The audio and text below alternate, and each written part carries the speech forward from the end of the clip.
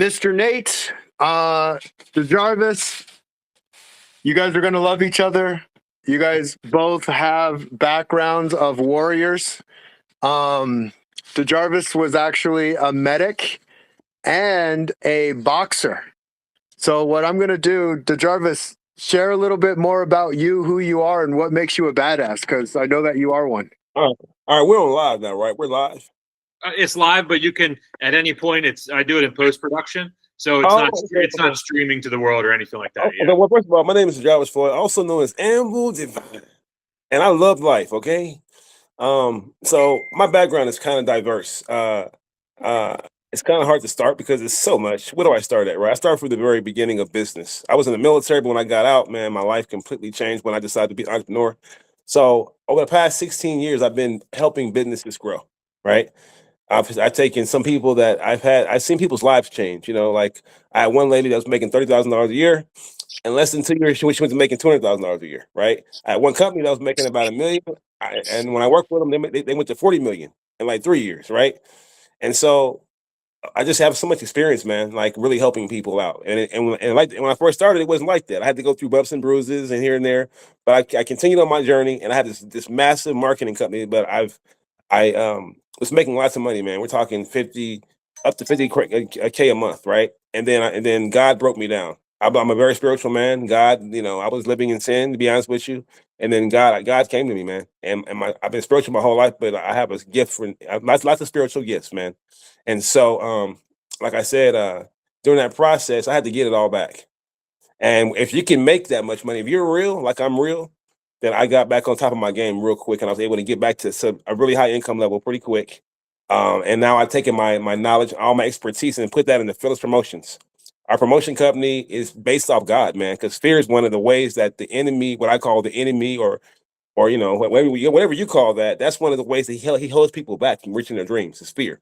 So we help people overcome fear and help them in their life. Like when I get a client, I don't just take on their business. We take on them as a person, because if you have I have clients that got boyfriends or husbands, and that husband is messing with their life and their personal life, their business is going to suffer. I've noticed that. So for this program to work, I've invested in like 10 people, my money, and I've taken a whole new journey. I said, God, this is now God's business now. When I was living in sin, I would take on strippers and all types of people. I didn't have standards like I do now. Now I want to work with good people. I don't turn nobody down because of anything, but I just have certain standards. Like I won't take anybody that's stripping and do that and build their website no more. I'm not doing that. I won't do gambling sites. There's certain things I just won't touch. But yeah, so I've taken all my experience, and now I have Phyllis Promotions, and I just put it all into this program with Clifford. We have this program that is called Phyllis Fighter X. I boxed in the Air Force. I was a medic. They used to say I knock you out and bring you back to life. That was my thing. So now I'm just trying to do my thing for God, man, and I stand firm in my beliefs. And I love all people, brother, everybody, because God loves everybody too. So who am I to judge? Tyson, do you work? Do you work? And welcome to Anvil Divine, the Jarvis Floyd. That's right, baby. I can keep going now, but I want to make sure I get to know everybody here. But I love life, man. And Nate, man, I love your beard, man. You got that cool beard, man. You got a cool look about you, man. Thanks, man. It all ran from the top down to the front, So I actually want to share, since Nate, you're just meeting the Jarvis. So I met Nate on LinkedIn. And what I liked about Nate was he had a cool, calm demeanor to him when he messaged me. Yeah. And I like what he stood for. And I like the way he asked if I could come on the show. And I came on, I connected with him, and I'm like, holy crap, this dude's cool as hell. And ever since, we've been connecting and doing our thing, and just we're all four entrepreneurs, all three of us. And that's what I'm really, really big on, because I feel what I say is the more life I go through, the humbler I get. I realize just how complex the simple things can actually be, and how keeping things simple is not always simple. Yeah. Yeah, I can definitely relate. And Jarvis, your history and stuff like that is very much resonates in mine too. I spent 20 years in the alcohol industry, so I spent many weeks and nights closing bars and opening boardrooms. So I know Wow, exactly wow. I know exactly what you're talking about. Wow, okay. Shit, closing bars, huh? That sounds, yeah, like right up my alley back in the day, man. I may have closed some bars. I'm I know more, brother. I'm 2 years sober now, but I partied enough for many lifetimes. Okay. All right. Well, hey, I've been there, man. I had too much. I had lots of fun, man. I'm good on fun, man. I just want to work. That's what I tell people. I'm good. My cup runneth very full on the fun part. Yeah. Yeah, yeah, that's good, man. You got out of the way, brother. Hey, I get you. I get it. That sounds cool. That sounds cool. Well, hey, Clifford, do you have any kickoff question or something like that, and then we'll kind of roll into some topics. Yeah, let's do it. So what I wanted to talk about is clarity and how do you get it? Because I think we all have our own unique perspective on what clarity is and the power of getting clarity. Like I think every entrepreneur, once they have clarity, they're able to take action. Okay. Yeah, clarity is important, man. I think that, and I started off because I've had to get clarity. Like I said, my story is I got clarity with God. So like sometimes, how do you know what clarity is? I mean, the first thing is figuring out who you are. So to get clarity is to really drive home what you are and get to the point of what you really want. Hopefully that involves some spiritual aspects, but whoever it is, it's defining out where you want to go. So I always tell people when I deal with anybody, I have a marketing company, but I also have my own real estate company before, my own brokerage or whatever. I just talked to a lady today. The first thing I ask you is, where do you want to go? What's your big dream? Like you ask Clifford all the time. So to get Yep. clarity, you first have to know where you're going. Where are you headed? Then once you get that, you can kind of figure out from there. I call it reverse engineering. Yep, and a lot of it. There's a book that I read a couple years ago by Simon Sinek called "It Starts with Why," and that's kind of my biggest point of clarity is really not.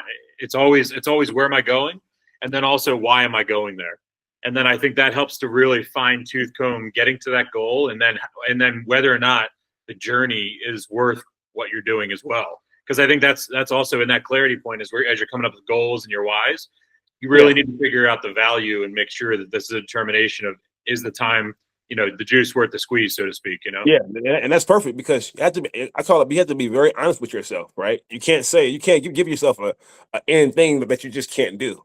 I can't be make $1 billion in 1 year. And it's like, I don't know, unless God came down and say, hey man, that's what, but I can't see it right now. So I made a realistic goal of $1 million in 1 year. I can do that because I've got to, 50K, 50K a month. And when I hit that 50K a month mark, I was like, I can do this, you know? So yeah. So make sure you can actually reach that goal and have a vision and then know why you're doing it. Definitely, to me, it's very powerful. And Yep. for me too, it's also it's deciding what it is. Is it the money that's the driving factor at the end goal, or is it the actual project and journey?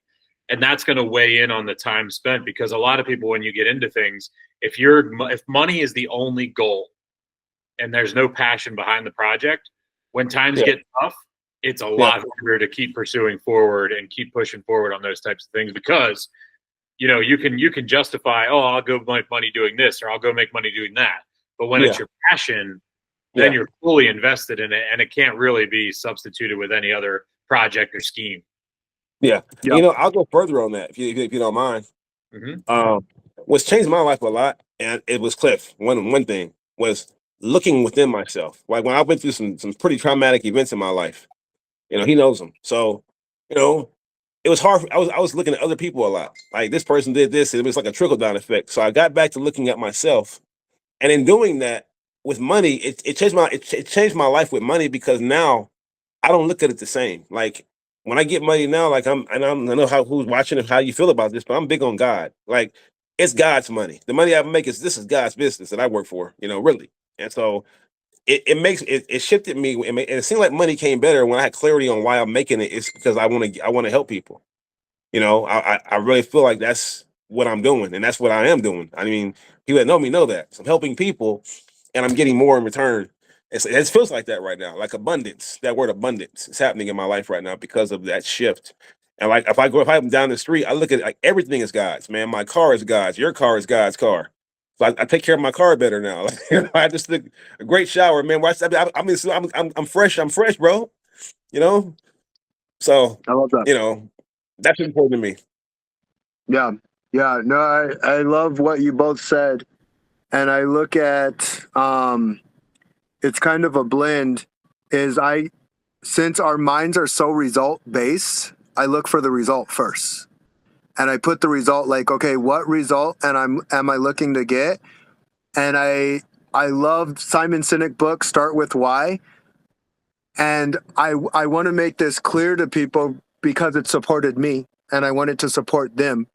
Why do you want it? It doesn't matter why everybody else wants something. And a lot of times we actually do things without even realizing we're doing it. I've done it before myself.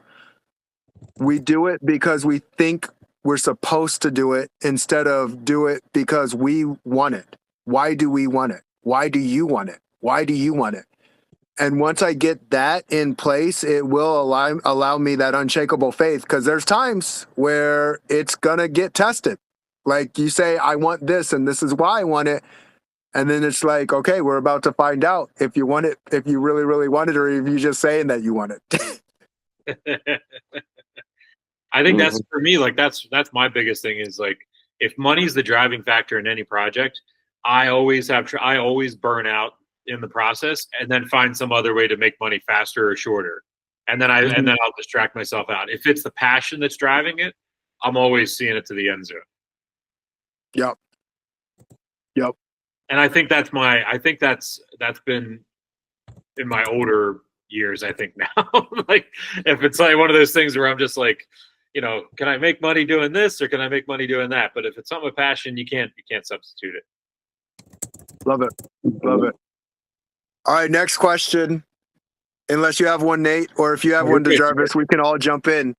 I told you I was taking a backseat on the questions this week. Yeah. What is everybody's big mission on their journey right now? And if the audience wants to play along when they hear these, you guys are all more than welcome to bring your answers along, Bart, because I want to know their missions as well. Yeah. But what is your guys' big mission? Now I've got a good one on this. The Cowboys have been,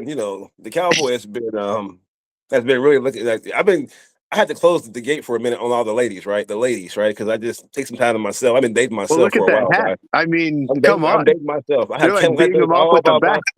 Thank you. I have 10 light dinners all by myself, ladies. Okay. So the point is this.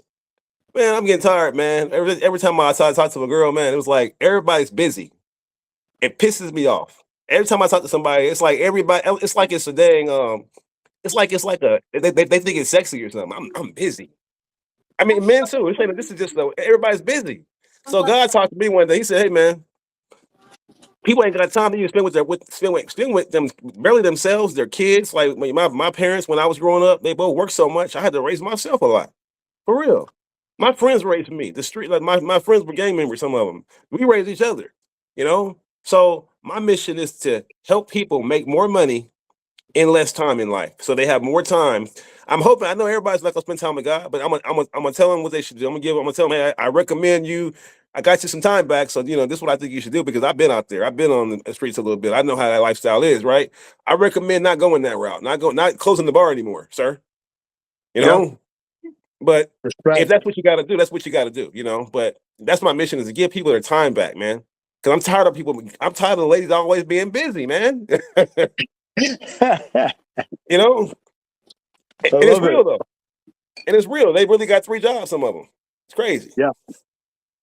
It's real, and I think I agree with you. But I think it's funny that sometimes some people use it as an out. But I think at the most part, as a whole, you're right. And I'm actually glad you brought that one up because we have the same one.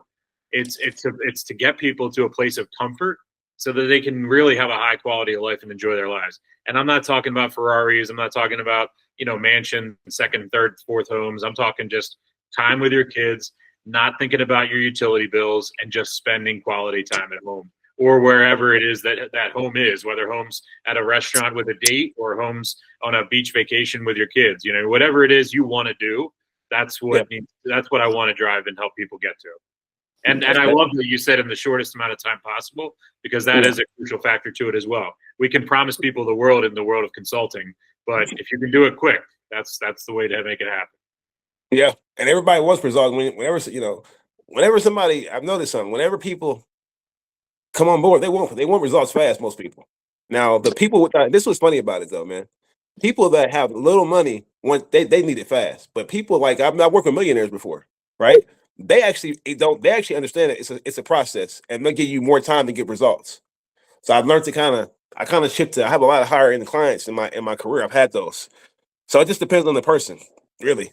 Yep, exactly. And also to that too, anybody that's out starting a business, when you're Jarvis, I'm glad you said that, because yeah, when you're with somebody and they want to get an immediate result within 20 days, 30 days, 45 days, to you as a business owner, if you're providing a service, that should be a flag to you. Because when I said about doing it quick, I meant freeing up all this extra time. But if somebody wants quick money cash, Yeah. it's the cautionary tale when you're getting into business with somebody that wants the money quick. Yeah, man. I had one person say I got five. Like they came to me with like desperation. Like they thought I was like, I'm not God. Okay, I just work for God. I just work for God, man. I get that a lot. I get that a lot where people want you to throw the Hail Mary. Man, you gotta know when to say keep your money, man. I can't help you, sir. I tell people I don't pay for other people's sins. Right. Thank you, brother. Exactly. Ever. It's not my fault. It ain't my fault. I love it. I love it. And my mission, I want to support leaders in being high impact leaders, being loving, abundant, and conscious as they're going through their process. I know everyone's going through a process. Everyone's going through some form of process, and there are people, they're looking for the Hail Mary because they're in desperation, and it sucks. It's almost like you take someone who has asthma and they're having an asthma attack, and then they're asking for help as they have an asthma attack. And it's like, yeah, they're going to be a little bit desperate. They're not in a sane place. So it's like, okay, let me give them the inhaler for what serves them without hurting my business as well. Because I think that's important too. Like if I go, I'm going to take time away from my business, well, now I end up hurting the business. And when I hurt the business, I'm hurting the people who are working in the business, and I'm hurting myself. And so as a leader, it's constantly making the best appropriate decisions and prioritizing effectively in the best way that I can, and always being willing to learn as I'm going through it. We're all, even as DeJarvis was talking about no more sinning, right? The goal is to hit the mark every single time. And the goal every moment, every minute, every second is to hit that mark. And we might not hit the mark. And when we don't, it's okay. We just get back and we hit it again. I think that's, last week we talked about resilience a lot. And I don't think I really realized the definition of resilience until you had pulled it up. Mm-hmm. And I think that taking that from anything from boxing or fighting or anything like that, all the way to business, or even just being a single parent, taking that hit in the morning and taking that shot in the chin in the afternoon, and then still getting there with a good smile on your face and not being superficial and being present with your kids and making dinner and doing those things that need to happen. That's all relative to what we're talking about.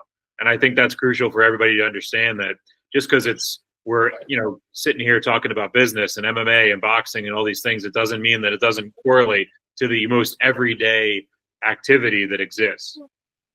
Yep. 100%. And all right, next question. I can't believe this popped up. It literally popped into my head. So we've all taken shots to the face. Me, literally, of course. DeJarvis, literally. Nate, you are a wrestler, but maybe you got hit in the head.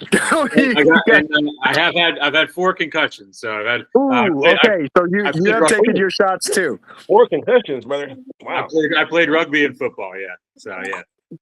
So we have all felt that knee in the face. What was the worst knee you felt? And how did you bounce back? How did you bounce back from it? I just had a flashback, man. You know, dang it, man. Man, you know what, man? This is a funny one. Is this you talking about a real knee in the face Yeah, or yeah. It can be whatever you want to, whatever you all feel right, comfortable enough all right. sharing. So I was like, I had a flashback, y'all, for real. But I'll go with this. I'll give you both real quick, right? Um, I think that one of the most needles in my face was when I was on my first year out here, maybe 16 years ago, when I went in Cliff, I'll tell you the story, man. I had done I was like trying to get marketing clients. So I was so determined. I would go into businesses and I had this girl call and like book me an appointment. So I had my these appointments. So I went on 3 of them and I had to go. I got no. And then my third appointment, I got a yes from a guy. He owned like I forget what kind of restaurant it was, but it was a restaurant. I did all this great presentation and I did it so good. He signed up. He was writing me a check and everything. And his son comes in. He's like, Dad, what are you doing? You don't need that. Dad, come here. And he talked to his. I was the cowboy went. I was mad, y'all. But he talked to his son, his dad, out of doing it. And I needed money. I was broke. I needed that money. I felt like, and so it was like a knee in the face, man, to me that day because his dad said yes, and the kid came in and said no, and it just hurt me, man. And things like that, a lot of people don't continue, man. You know, and so I continued on. Of course, I'm still here, but that was a blow, man. That was almost worse than get punched in the face because I didn't see it coming, and that's like one of the punches that you don't see coming, and that's the worst kind to get hit by. But I will say this: I was in a situation one time, man, where I was I was about 14, 15, and I could fight. I always been a guy because my best friend we used to train a lot, street fight. But I was fighting against this guy that knew karate or something, whatever martial art he knew. He was fighting. I was doing my normal thing.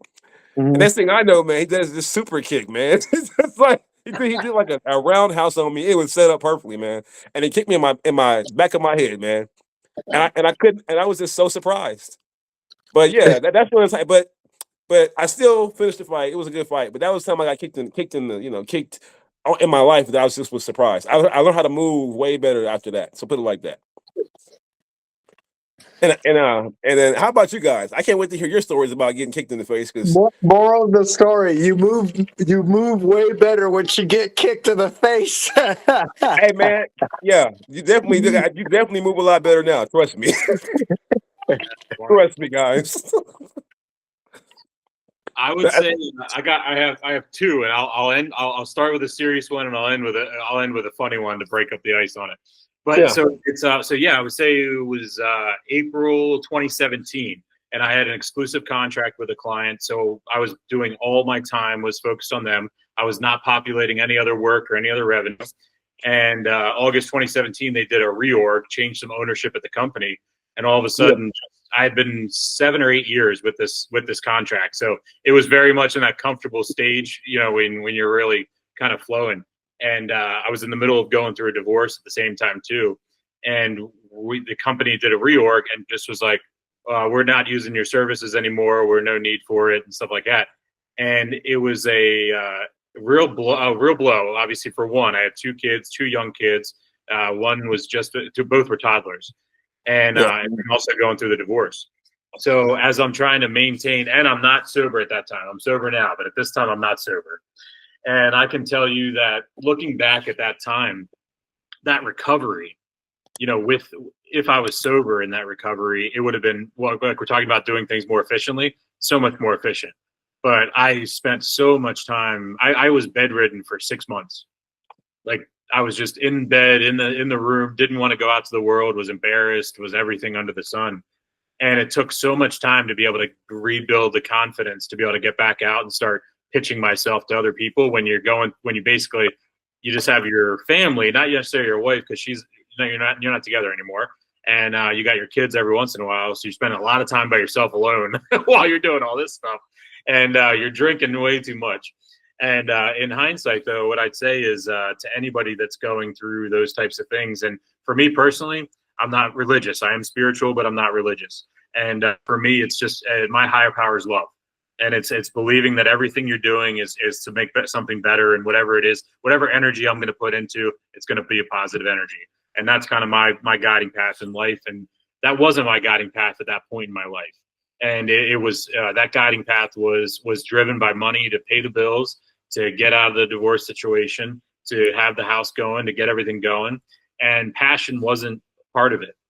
And then on the flip side, there was this self-sabotaging piece, and the self-sabotaging piece was the shame and the guilt. And the shame and the guilt was just completely just abuse myself in the entire process as well.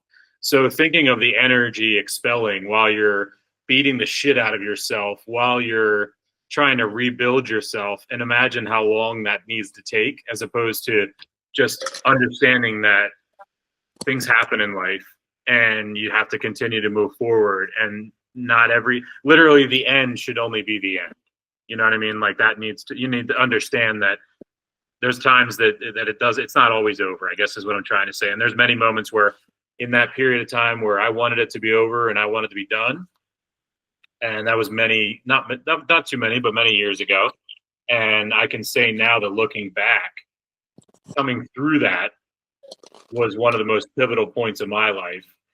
And on the positive side about getting knocked in for some humor, I would take myself, I don't remember what year it is, but I'm in high school football at this point, and I'm a lineman. I'm now 6'3", 250. At that time, I was probably 6'1", 6'2", 190, nice and stacked, lean, real athletic build, not this beer belly I got going on now. And I got clocked in the middle of a scrum tackle, and I'm like just spinning everything. Like I was out cold for like a second in the air, all this stuff. And all of a sudden I land and the ball's in my hand and I'm on the ground and I'm a lineman. And I don't know what the hell to do. So I just start running and the stars are flying and I'm like, it's that stinger that's like burning in the back of your neck, whole thing, and it's just smooth sailing. And I'm just bolting. And bolting. I'm a lineman that's getting ready to score a touchdown. And I get to that end zone and nobody's cheering. Oh man, that was funny. I know. What's the wrong way? Oh, for real? The other team did start cheering. Hey, like, why is the other team blocking for me right now? It's like a movie, man. It was like the path was lit, the light was shining through the clouds. Yeah, man. Like you was going straight to heaven, man. That was it. I was going. Boarding pass checked, and I was rocking, man. Yeah. Hey, man, that was funny, man. But it's cool to see a dude that's you 6'3". I'm 6'3", yeah, about 250 much a day, yeah. All right, well, you good job, man. You was a lineman. You was fast. Well, you're a fast boy. You're a fast big boy, ain't you? Gotta watch you, man. I don't like fast big people. No. I sparred a fast guy one time that was big. He was treated. So, it's scary. It's not scary, but it's difficult fighting a big fast guy sometimes. It's deceiving. Yeah. When I wrestled, I wrestled heavyweight, and I was only 190, and I wrestled the 275 pounders. Oh, okay, well, you stay over there, brother. Yeah. There's not much that intimidates me. Yeah. I love that. So my moment, first off, I got to say, I loved your guys' stories. That's cool. And Nate, great stories. A low, a high, that's perfect. Beautiful. Just the kind of podcast I love. So for me, I had signed some paperwork that I shouldn't have signed. I was a teenager. And as a teenager, you don't think things through as well as you should. And I signed some documentation that held me liable for another person's credit. Not good. Well, this guy wasn't making payments. So the creditors came to me. And I was about $75,000 in debt. And I'm like, my heart sunk. I didn't know what to do. And in my head, I'm like, I'm fucked. It's over. Like, what do I do? I'm done.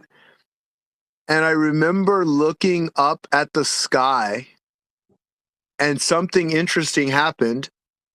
My problems didn't seem so big anymore because I realized, like, it's just a problem and a problem has a solution.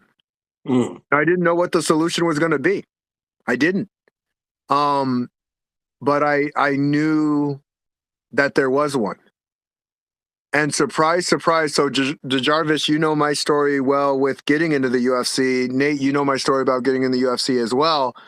This was around that same time.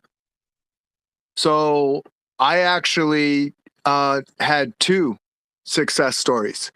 Not only did I get into the UFC, I was able to pay that off. And so I did those back to back at the same time. And my coach, Trevor, was with me through the whole thing. Like, I told him what had happened. I told him the situation that I was in. And, sometimes you do things that are so amazing that you don't even realize how amazing they are until you look back at it. I didn't even think about tying this story in with my UFC story. But yeah, they went hand in hand. And I want to always remind people when they are going through tough times and difficult times, that there's a way. We don't always know the way. But if we know there is a way, we can find the way. If we know there's a way, we can look and see the way. And so, yeah, I had a couple breaks work for me, but I had those breaks work for me because of a concept. And this one's from Myron Golden. He says, amateurs practice till they get it right. Professionals practice till they can't get it wrong. And so I worked on the skill sets that I could work on until I could figure it out, until I could put things in place. I was like, holy crap, I pulled it off. Just like all of you did. You pulled it off. You got the knee in the face, you got the kick in the face, and you realize, oh, I'm gonna move next time. But I'm also going to get out of this situation. So respect to you guys too. Yeah, yeah, man. Respect for you, man. I mean, that was powerful, man. Because dang, how many people would have broke them down? Like, Yeah. that would have pissed me off, man. I would have been. Some people would have been looking. Like, where's that man at right now, man? That's messed up, man. But I'm glad so that was some of your motivation for going to the UFC was to make money to pay it down. Nope. That wasn't the motivation to getting in the UFC. You know what's so crazy about this? All right, I'll tell you guys. Because I said I would. That was the motivation. Because I said I would. Yeah. And like people don't. I value what I say so much that I want others to remember to value what they say. Because it matters. Everything we say matters, whether we know it or not.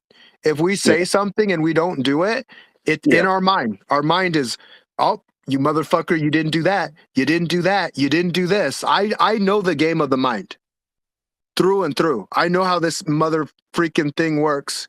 And it tries to keep us down. And it tries to show us all the negative things that we've done and all the mistakes that we've made. And we got to constantly condition it and say, you know what? Because I said I could. Because I said I would. Yeah. Because I said I'm going to do this. Yeah. So that was my motivation to get in the UFC. I told Trevor, I'm like, I want to fight in the UFC in less than a year. Yeah.